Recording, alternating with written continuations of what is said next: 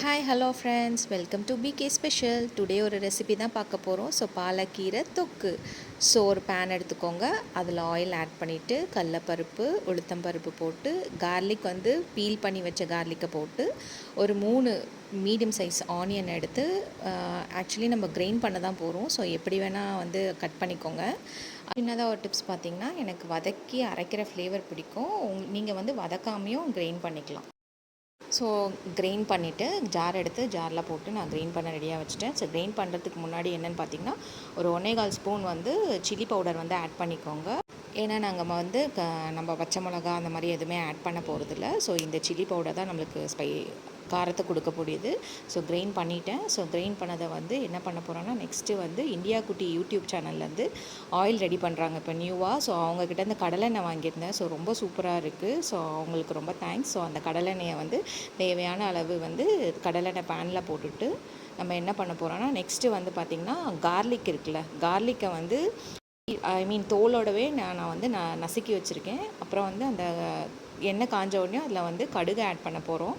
So நல்லா பொரிஞ்சு வரணும். நல்லா பொரிஞ்சு வந்த பிறகு தான் நம்ம வந்து ஜீரகம் வந்து ஆட் பண்ணணும். இப்போ பார்த்திங்கன்னா நம்ம ஜீரகமும் வந்து ஆட் பண்ண போகிறோம். ஸோ அந்த ஜீரகம் வந்து ஃப்ளேவர் ரொம்ப நல்லாயிருக்கும் இந்த கீரைக்கு. ஸோ கீரை தொக்குக்கு அப்புறம் பார்த்திங்கன்னா நல்லா பொரிஞ்சு வந்த பிறகு 3 காஞ்ச மிளகா போடணும்.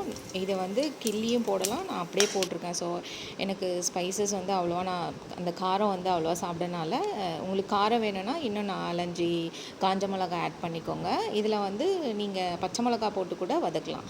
அப்புறம் நான் நசுக்கி வச்சுருந்த பூண்டு பார்த்திங்களா, அதை வந்து ஆட் பண்ணிவிட்டேன். ஸோ ஆட் பண்ணிவிட்டு சும்மா லைட்டாக வந்து ரோஸ்ட் பண்ணிக்கணும். ஸோ ரோஸ்ட் பண்ணி அந்த ஃப்ளேவர் வரும், கார்லிக்கோட ஃப்ளேவர் வந்த பிறகு நம்ம வந்து அந்த கிரைண்ட் பண்ணி வச்சுருந்தோம்ல ஆனியன், கடலைப்பருப்பு, கார்லிக், அதை சில்லி பவுடர் அதெல்லாம் போட்டு கிரைண்ட் பண்ணதை வந்து ஆட் பண்ணுறோம் நம்ம. ஸோ அதிலே வந்து ஆட் பண்ணி நல்லா வந்து மிக்ஸ் பண்ணி விடணும். நல்லா மிக்ஸ் பண்ணி விட்டப்புறம் அந்த ஜாரில் இருக்கிற எக்ஸஸாக இருக்கிற அந்த கிரைண்ட் பண்ண பேஸ்ட்டெல்லாம் வந்து தண்ணி ஊற்றி அந்த தண்ணியை வந்து லைட்டாக வந்து இதில் ஆட் பண்ணணும். ஸோ ஆட் பண்ணிவிட்டு லெட் போட்டு க்ளோஸ் பண்ணி வச்சிடணும். க்ளோஸ் பண்ணி வச்சுட்டு நல்லா ட்ரை ஆகிட்டு அந்த ஆயில் வந்து வெளியில் வரணும். ஸோ நம்ம கடலெண்ணெய் லைட்டாக போட்டோம் பார்த்திங்களா, அந்த ஆயில் வந்து இந்த மாதிரி ட்ரையாக வெளியில் வந்த பிறகு கட் பண்ண போகிறது என்னென்னு பார்த்திங்கன்னா, நான் வந்து பாலக்கீரையை வந்து நல்லா கட் பண்ணிவிட்டு நல்லா வாஷ் பண்ணி வச்சுருக்கேன். ஸோ அதை வந்து நல்லா இதோட வந்து ஆட் பண்ணுறோம். நான் வந்து கொஞ்சம் நிறையவே எனக்கு பாலக்கீரை பிடிக்கும்னால நான் நிறையவே ஆட் பண்ணியிருக்கேன். ஸோ போட்ட உடனே வந்து ஃபுல்லாக இருக்கிற மாதிரி இருக்கும்.